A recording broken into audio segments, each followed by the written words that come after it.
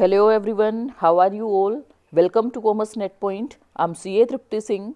Today we will continue accounting principles.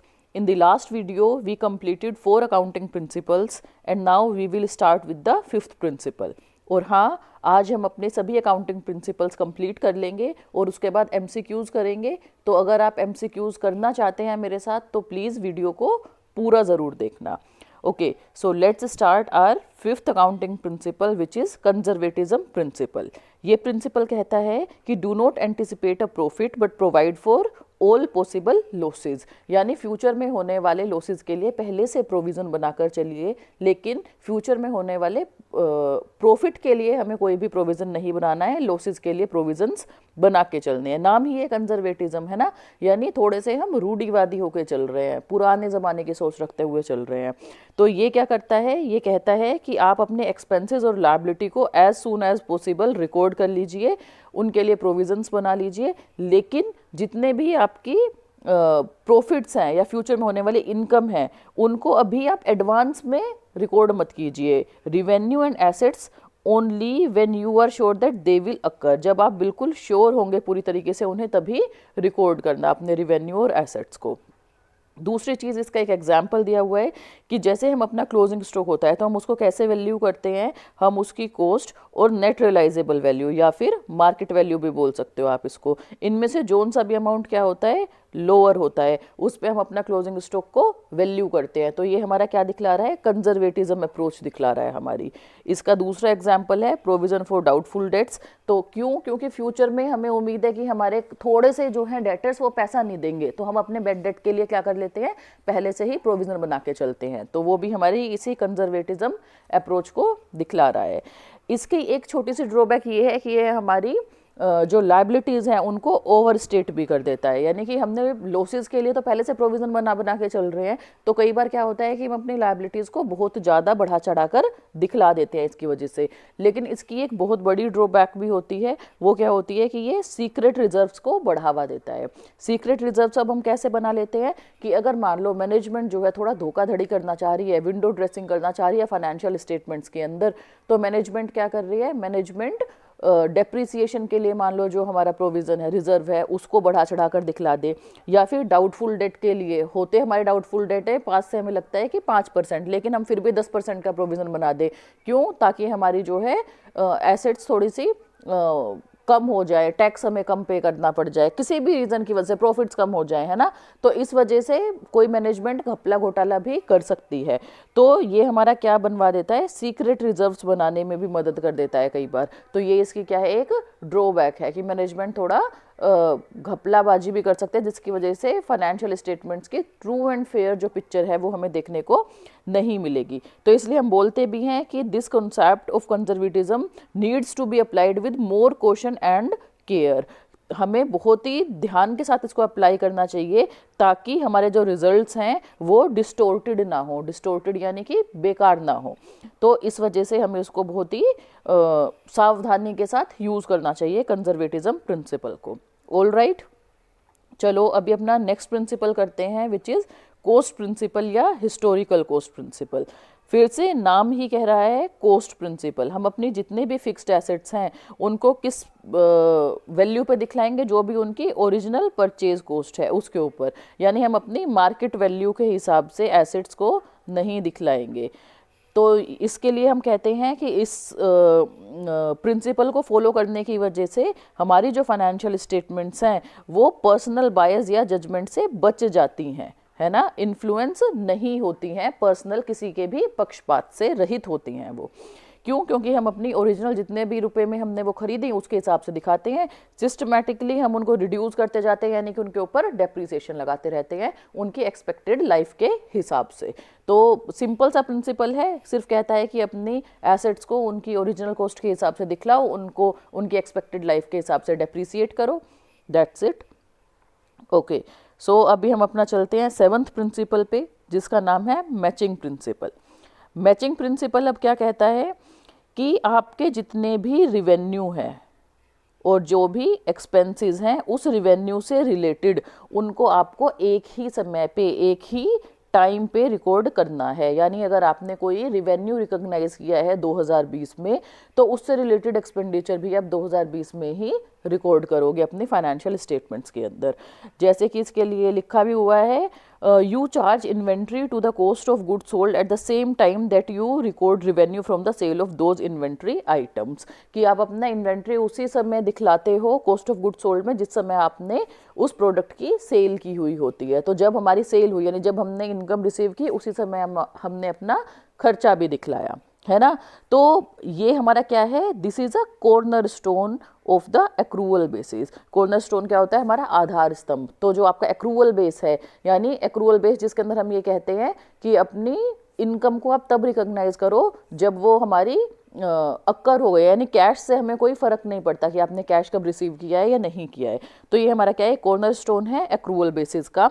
लेकिन cash basis जो है वो इसको फॉलो नहीं करते हैं, क्योंकि कैश बेसिस के अंदर तो जब भी आपने पैसा लिया, रिसीव किया या पैसा जब भी पे किया, उस समय हम उसको रिकॉर्ड करते हैं।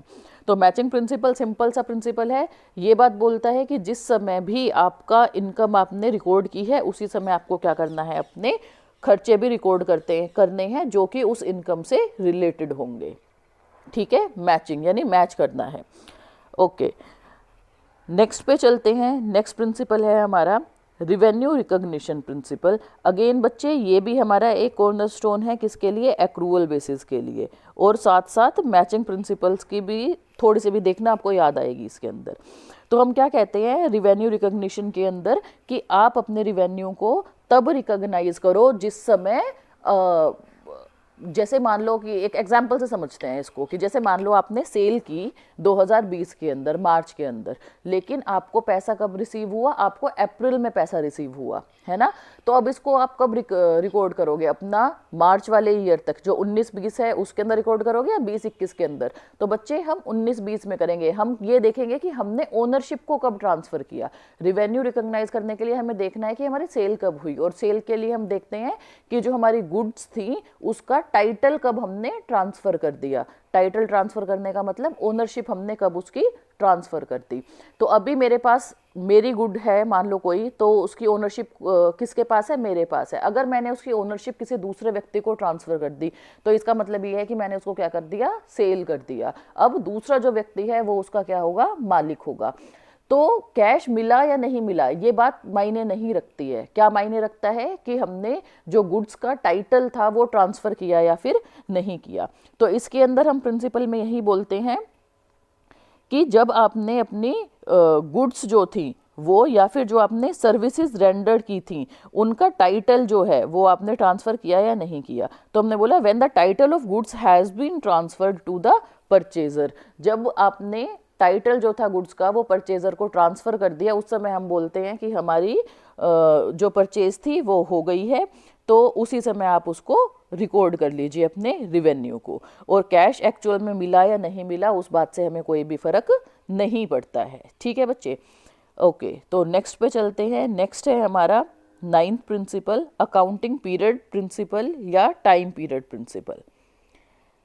फिर से बच्चे बड़ा सिंपल सा एक प्रिंसिपल है। अभी देखो हमने अपनी अजम्पशंस पढ़ी थी, जिसमें एक हमने अजम्पशन पढ़ी थी अपनी गोइंग कंसर्न की। तो गोइंग कंसर्न क्या कहता है कि एक बिजनेस जो है वो मान लो यहाँ पे इस पीरियड पे स्टार्ट हुआ, तो वो एक लंबे समय तक, हमें नहीं मालूम कब तक चलता रहेगा।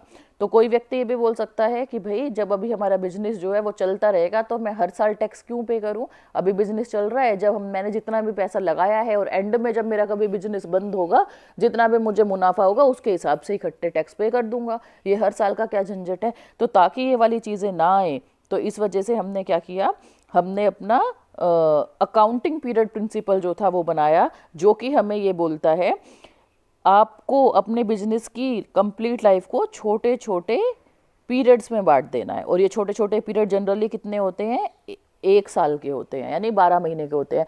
ये 15 और 18 महीने के भी हो सकते हैं, पर वो लो का पार्ट है, वो हम अपना अभी नहीं फिलहाल पढ़ रहे हैं हम अपने अकाउंट्स के अंदर। अभी हम ये मान के चल रहे हैं कि 1 साल का 12 महीने का हमारा अकाउंटिंग पीरियड होता है, जिसके अंदर हमने अपने बिजनेस की लाइफ को क्या कर दिया है, तोड़ दिया है, स्मॉल पीरियड्स के अंदर हमने उसको डिवाइड कर दिया है। और ये जो स्टैंडर्ड पीरियड होता है ये हमारा कितना होता है, 1 साल का होता है। ठीक है। इसकी वजह से क्या फ़ायदा होता है, इसकी वजह से ये फ़ायदा होता है कि हमारी जो फाइनेंशियल स्टेटमेंट्स हैं वो क्या हो जाती हैं, कंपेरेबल हो जाती हैं।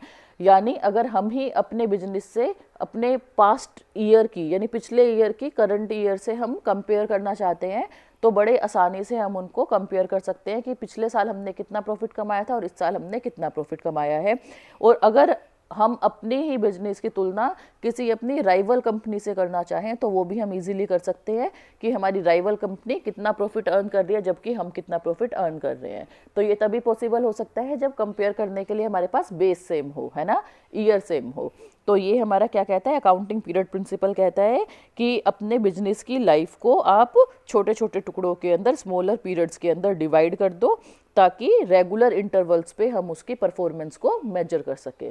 तो बच्चे एक बार प्लीज़ रीड आप खुद से कर लीजिएगा ये सारे प्रिंसिपल्स, मैं सिर्फ आपको समझाते जा रही हूँ, रीड आप खुद से कीजिएगा। इनके नोट्स जो हैं वो आपको मेरे टेलीग्राम चैनल पे भी मिल जाएंगे और जो टेलीग्राम का लिंक मैं अपने डिस्क्रिप्शन बॉक्स में लिख दूंगी, तो आप वहाँ से भी नोट्स ले सकते हो। और रीड पर लेकिन प्लीज़ खुद से कीजिएगा, मैं सिर्फ समझाती जा रही हूँ आपको, ओके। और अगर फिर भी आपको कोई डाउट आता है तो प्लीज़ आप कमेंट सेक्शन में लिखिएगा, तो मैं आपका डाउट क्लियर करने के लिए एक नई वीडियो बना दूंगी, ठीक है, या फिर कमेंट में ही लिख के आपके डाउट सोल्व कर दूंगी, ओके। चलो तो फिर अपने नेक्स्ट प्रिंसिपल पे चलते हैं, 10th पे, जो कि है वेरीफाइबल एंड ऑब्जेक्टिव कॉन्सेप्ट। अब ये क्या बोल रहे हैं, ये भी एक बड़े सिंपल सा प्रिंसिपल है। ये कहते हैं कि बिजनेस की जितनी भी ट्रांजैक्शंस हैं, ईच ट्रांजैक्शन बिजनेस की, आपको उसको सिर्फ और सिर्फ तभी रिकॉर्ड करना है जब आपके पास एक प्रॉपर एविडेंस हो उसको रिकॉर्ड करने के लिए, है ना।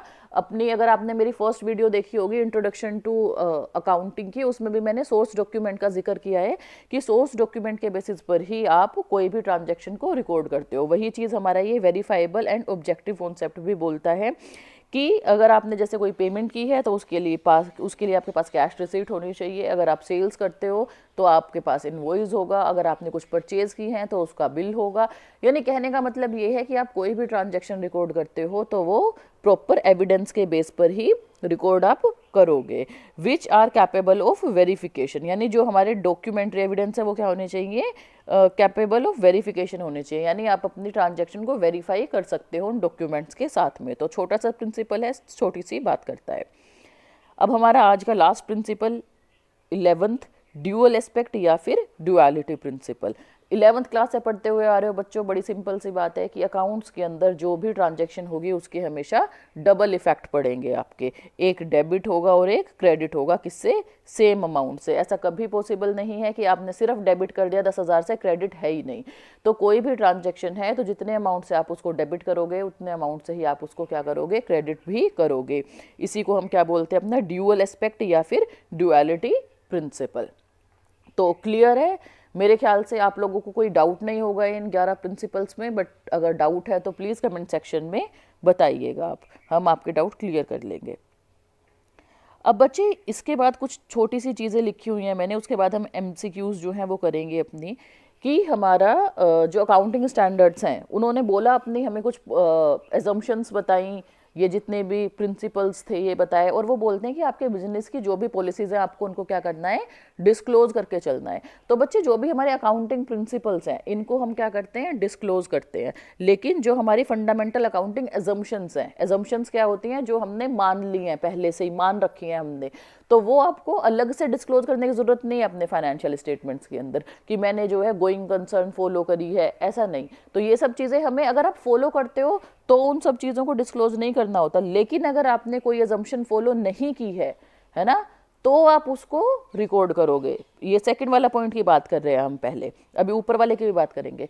यानी मेन चीज़ क्या है कि जो आपकी फंडामेंटल अकाउंटिंग एजम्पशंस हैं जो हमने पढ़ी थी 3, गोइंग कंसर्न, कंसिस्टेंसी और एक्रूअल, इनको जो है आपको स्पेसिफिक डिस्क्लोजर नहीं करना है, इनका नॉट रिक्वायर्ड, स्पेसिफिक डिस्क्लोजर नहीं करना है। लेकिन if a fundamental accounting assumption is not followed, अगर बाई चांस आपने कोई सी एजम्पशन को फॉलो नहीं किया है, the fact should be disclosed, तो ये फैक्ट आपको डिस्क्लोज करना पड़ेगा। ये एजम्पशन की बात कर रहे हैं बच्चे, है ना, एजम्पशन सिर्फ जो हमने 3 पढ़ी थी अपनी।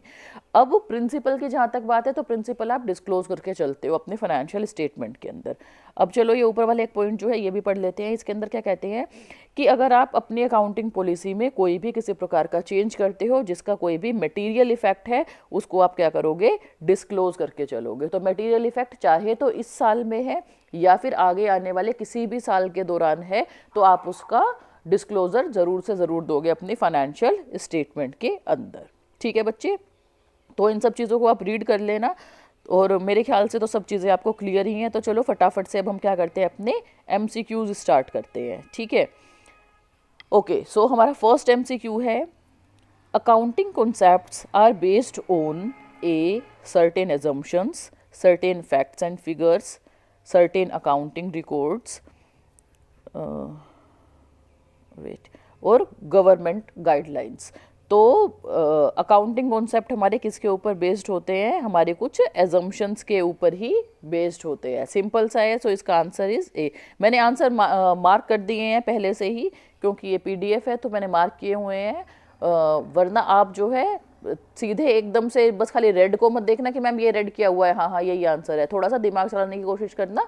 Okay, question number 2, which of the following is not a accounting principle. Accounting principle क्या नहीं है इनमें से, मैचिंग कॉन्सेप्ट है, ड्यूअल है, गोइंग कंसर्न भी है, ट्रू एंड फेयर कॉन्सेप्ट कोई भी हमारा अकाउंटिंग प्रिंसिपल नहीं है। So the right answer is C. Okay, चलो अब ये देखो बच्चों, ये क्वेश्चन जो नेक्स्ट है उसके लिए थोड़ा सा समझना पड़ेगा। क्वेश्चन नंबर 3, 4, 5 एंड 6, ये 4 क्वेश्चन हैं, उनके लिए आपको कुछ कॉमन उन्होंने ये जानकारी दी हुई है, उसके बाद हमारे क्वेश्चन जो है वो स्टार्ट होंगे। तो एक बार पढ़ लेते हैं क्या जानकारी दी हुई है। In the question given below are 2 statements, 2 statement दी हुई हैं, labelled assertion A and reason R, जिनमें से एक तो असर्शन है, ए लिखा हुआ है जिसके लिए, और एक है रीजन जिसके साथ आर लिखा हुआ है। In the correct of the statements which one of the following is correct. अब आपको जो है ये बताना है कि कौन सी स्टेटमेंट करेक्ट है। कोड्स हमारे क्या है, ए कोड हमारा कहता है both A and R are true and R is the correct explanation of A, यानी दोनों ठीक है और आर जो है वो ठीक ठीक एक्सप्लेन भी कर रहा है ए को। बी कहता है both A and R are true but R is not the correct explanation of A, यानी स्टेटमेंट तो दोनों करेक्ट है लेकिन जो आर है वो उसकी एक्सप्लेनेशन नहीं है, एक्सप्लेनेशन ना होके बस एक सिंपल सा फैक्ट है जो कि करेक्ट है। सी कहता है A is true but R is false, और डी कहता है A is false but R is true. तो चलो अपना क्वेश्चन नंबर 3 करते हैं बच्चे। पहले असर्शन क्या है हमारी, first accounting principles are static, कि अकाउंटिंग प्रिंसिपल्स जो हैं वो स्टैटिक है। तो बिल्कुल ठीक बात है, अकाउंटिंग प्रिंसिपल्स हमारे स्टैटिक हैं, कोई चेंज नहीं होते रहते हैं कि हर दूसरे दिन हम अपने अकाउंटिंग प्रिंसिपल्स को चेंज कर रहे हैं, नहीं, स्थिर है वो। रीज़न पढ़ते हैं ये, accounting principles do not ignore qualitative information. तो बच्चे ये तो गलत हो गई, क्योंकि अकाउंटिंग प्रिंसिपल तो क्वालिटेटिव को इग्नोर करते ही हैं, है ना। क्वालिटी को तो हमने देखा था ना, पूरा अकाउंट से क्वालिटी को इग्नोर कर देता है कि आपका प्रोडक्ट कितना उसकी क्वालिटी कितनी अच्छी है या आपके वर्कर्स जो है कितना अच्छा काम कर रहे हैं, इन सब चीज़ों को तो अकाउंट्स इग्नोर ही करता है। सो ये बोल रहा है कि do not ignore the qualitative information, और जबकि अकाउंटिंग जो है या फिर अपने प्रिंसिपल्स जो हैं वो उसको इग्नोर करते हैं। तो जो आर है वो गलत है हमारा और जो ए है वो ठीक है। So right answer is option number C. ठीक है बच्चे, आई थिंक किसी को डाउट नहीं होगा इसके अंदर। चलो अपना नेक्स्ट क्वेश्चन देखते हैं, क्वेश्चन नंबर 4। क्वेश्चन नंबर 4 के अंदर बोलता है, असर्शन है हमारी ए पहली, conservatism is a policy of playing safe. हाँ ठीक बात है कि कंजर्वेटिज्म क्या है हमारा, प्लेइंग सेफ, यानी हम जो है सेफ साइड पे रहना चाह रहे हैं, इसलिए हम अपने फ्यूचर में होने वाले लॉसेस को पहले से ही रिकॉर्ड करके चल रहे हैं। रीज़न क्या कहता है, conservatism convention suggest early anticipation of losses. तो बिल्कुल ठीक बात है कि वो क्या कर रहा है, अर्ली एंटिसिपेट कर रहा है लॉसेस को, है ना, यानी कि जो हमारे लॉस बाद में हो सकते हैं उसके लिए हमने क्या कर लिया है, पहले से एंटिसिपेशन कर लिया है। बच्चे इसका आंसर बी गलत लिखा हुआ है, नोट द करेक्ट एक्सप्लेनेशन नहीं है, ये राइट एक्सप्लेनेशन है। So the right answer is A. ठीक है, इसको मार्क कर लीजिएगा, ठीक कर लीजिएगा, right answer is A. Both A and R are true and R is the correct explanation of A. Okay, तो 4th का आंसर इज ए। ओके चलो 5th करते हैं अपना क्वेश्चन। 5th कहता है assertion A assets are to be shown in balance sheet at the realisable value, कि balance sheet के अंदर हम अपनी एसेट्स को रियलाइजेबल वैल्यू पे दिखलाते हैं। रियलाइजेबल वैल्यू का मतलब क्या होता है बच्चे? Market value. तो ये क्या हो गया हमारा? गलत हो गया ना, ये मार्केट वैल्यू पे नहीं दिखलाते हम, किस पे दिखलाते हैं? अपनी बुक वैल्यू पे दिखलाते हैं हम उसको, है ना। कोस्ट प्रिंसिपल की अभी हमने बात की थी ऊपर। तो ए तो गलत हो गया। बी देखते हैं reason. Balance sheet discloses financial position of the company.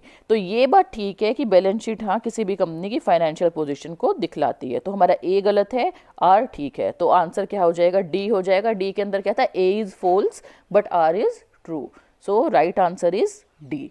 ठीक है, ओके। क्वेश्चन नंबर 6 करते हैं बच्चे। असर्शन क्या है हमारी? Inventory is valued at cost और market price whichever is lower. तो हाँ, हमने अभी बात की थी, कॉस्ट और मार्केट प्राइस इनमें से जो भी कम होता है उस पर हम अपने इन्वेंट्री या क्लोजिंग स्टॉक को वैल्यू करते हैं। बिल्कुल ठीक बात है। देन इसका रीजन क्या लिखा हुआ है? This method of inventory valuation is widely accepted as it result in understatement of income and result in tax saving. तो बच्चे देखो, ये बात तो ए वाला पॉइंट तो ठीक है कि हम अपनी कम वैल्यू पे दिखलाते हैं, पर लेकिन हम इसको क्यों दिखलाते हैं कम पे? विच एवर इज लोअर पे, कॉस्ट और मार्केट वैल्यू। क्यों? क्योंकि हम कंजर्वेटिज्म अप्रोच जो है उसको यूज कर रहे हैं, उसको फॉलो कर रहे होते हैं, है ना। इस वजह से हम उसको लोअर पे दिखलाते हैं, ना कि इस वजह से कि इसकी वजह से हमारा क्या होगा? अंडर स्टेटमेंट हो जाएगी इनकम की, और जिसकी वजह से टैक्स सेविंग हो जाएगी। तो ये रीजन बिल्कुल गलत है। इस रीजन की वजह से नहीं दिखलाते हैं हम क्यों दिखलाते हैं उसको? क्योंकि हम जो है थोड़ा सा कंजर्वेटिव होकर चल रहे होते हैं, इस वजह से हम उसको लोअर प्राइस पे दिखलाते हैं। तो हमारा इसका राइट आंसर क्या हो जाएगा? इसका right answer is answer number C. Mark कर लेना बच्चों, इसका आंसर मैंने लिखा नहीं हुआ है यहाँ पे, इसका आंसर है सी। और देख लो सी हम देख लेते हैं ऊपर की सी क्या था। सी हमारा ऑप्शन था A is true but R is false. तो इसके अंदर हमने देखा कि हमारा ए जो है वो तो ट्रू था, लेकिन आर जो था वो हमारा फॉल्स था। चलो, तो अब अपना नेक्स्ट क्वेश्चन करते हैं, क्वेश्चन नंबर 7। दो स्टेटमेंट दी हुई हैं बच्चों, स्टेटमेंट 1 और स्टेटमेंट 2। पढ़ते हैं उनको। फर्स्ट स्टेटमेंट कहती है revenue is recognised only when the sale is performed. कह रहे हैं कि रिवेन्यू को हमें तभी रिकॉग्नाइज करना है जब सेल इज परफॉर्म्ड, जब हमारे पास सेल हुई हो। तो बिल्कुल ठीक बात है, सेल जब हमने की है तब हम रिवेन्यू को रिकॉग्नाइज करते हैं। और सेल कब होती है? जब हमने टाइटल ऑफ गुड्स को ट्रांसफर कर दिया था, या जब हमने ओनरशिप को ट्रांसफर कर दिया था। तो स्टेटमेंट 1 तो करेक्ट है, ठीक बात है। अब स्टेटमेंट 2 पढ़ते हैं। Assets are always equal to liability. तो बच्चे ये गलत बात हो गई है ना। 11th क्लास से अपने अकाउंटिंग इक्वेशन पढ़ते हुए आ रहे हैं हम। कैपिटल प्लस में liability is equal to assets होता है ना। लायबिलिटी के इक्वल एसेट नहीं होती, कैपिटल भी होती है साथ में, तब जाके एसेट्स इक्वल होती हैं। तो जो बी स्टेटमेंट यानी सेकंड स्टेटमेंट है वो क्या है? वो गलत है। सो राइट आंसर इज सी, यानी statement 1 is correct but statement 2 is incorrect. 1 ठीक है और सेकंड जो है वो गलत है। ओके, तो चलो बच्चे अब क्वेश्चन नंबर 8 करते हैं अपना। As per revenue recognition concept, revenue is deemed to be recognised. Revenue recognition concept के हिसाब से हम कब अपने रिवेन्यू को ये मानते हैं कि वो हमने रिकॉग्नाइज कर लिया? A, when purchase order is received from the purchaser. नहीं भाई, इसका हमने कुछ नहीं पढ़ा था। B, when goods are delivered to the purchaser. ये भी डिलीवरी से भी फर्क नहीं पड़ता, मेन किससे फर्क पड़ता है? टाइटल से, कि टाइटल ट्रांसफर हुआ है कि नहीं हुआ है। सी, when the title of goods has been transferred to the purchaser। बहुत बहुत important, when the title of goods, यही हमारा मेन चीज़ हमें ध्यान में रखनी है कि वो ट्रांसफ़र हुआ है कि नहीं हुआ है। डी भी पढ़ लेते हैं, चलो पता तो चल गया है हमें कि सी यही answer. When cash is received from the purchaser, तो हमने ये भी देखा था कि कैश से हमें कोई भी फर्क नहीं पड़ता। तो हमारा राइट आंसर क्या है? C, when the title of goods has been transfer to the purchaser. ठीक है बच्चों, कोई डाउट नहीं होगा आई थिंक।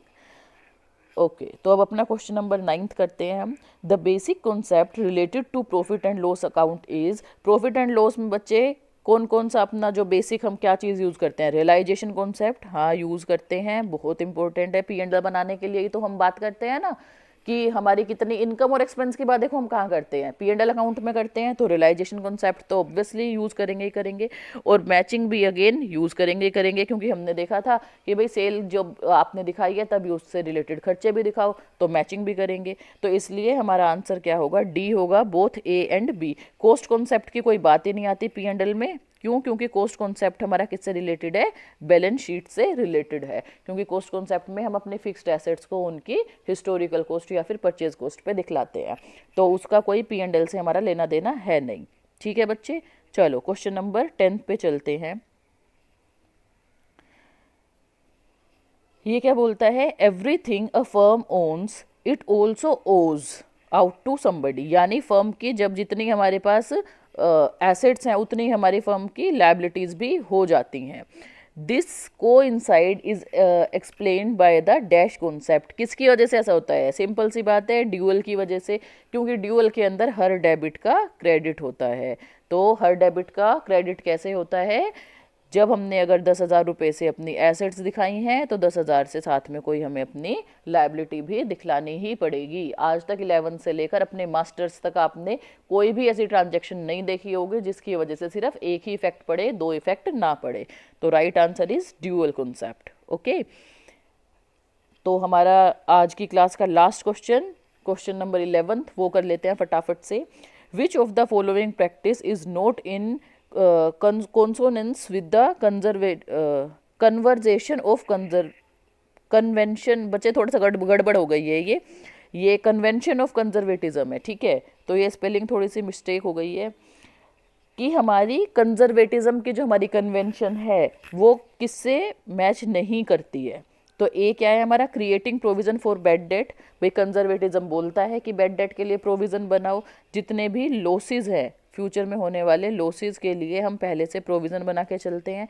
तो बैड डेट फ्यूचर में होने वाला लॉस है, उसके लिए हम बनाएंगे, ठीक बात है।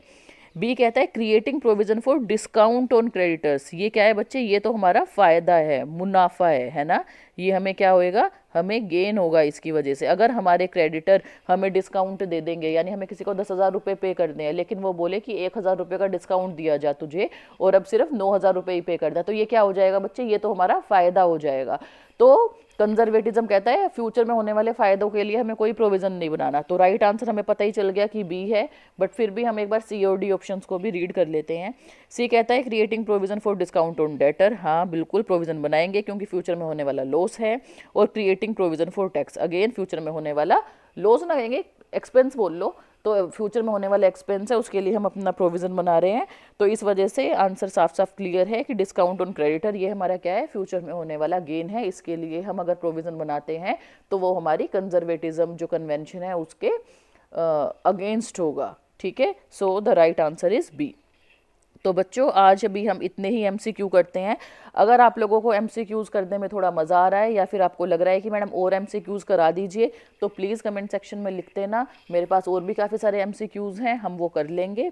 और अगर आपको मेरी वीडियो पसंद आई तो प्लीज़ लाइक, शेयर और सब्सक्राइब ज़रूर कीजिएगा चैनल को। And don't forget to press the bell icon. So bye bye, take care, thank you.